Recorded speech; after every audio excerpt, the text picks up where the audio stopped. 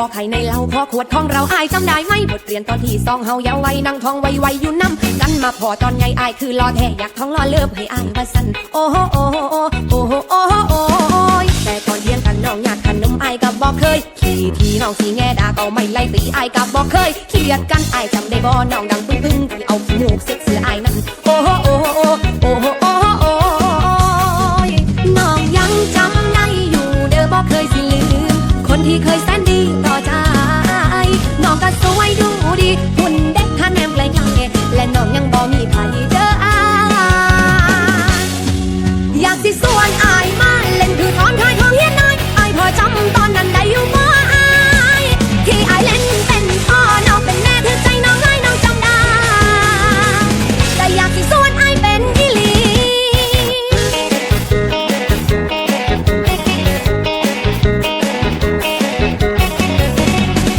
น้องยังจำได้อยู่เด้อบ่เคยสิลืมคนที่เคยแสนดีต่อใจ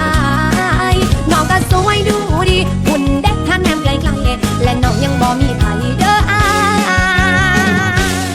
ก็อยากสิส่วนอายมาเล่นคือตอนท้ายของเฮียนอายพอจำตอนนั้นได้อยู่บ่อายที่อายเล่นเป็นพ่อน้องเป็นแม่ถือใจน้องไล่น้องจำได้ก็อยากสิส่วนอายเป็นอีหลี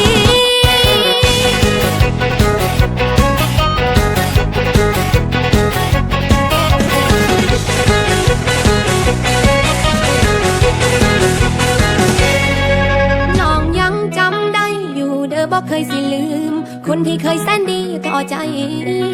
น้องก็สวยดูดีหุ่นเดทันยังไกลๆและน้องยังบ่มีไผเด้ออายอยากสิส่วนอายมาเล่นคือตอนท้ายของเฮียนอายพอจำตอนนั้นได้อยู่บ่อายที่อายเล่นเป็นพ่อน้องเป็นแม่ถือใจน้องให้น้องจำได้ก็อยากสิส่วนอายเป็นอีหลีก็อยากสิส่วนอายมาเล่นคือตอนท้ายของเฮียนอายพอจำตอนนั้นได้อยู่บ่อายที่อายเล่นเป็นพ่อน้องเป็นแม่ถือใจน้องไล่น้องจำได้เลยอยากสิส่วนอายเป็นอีหลี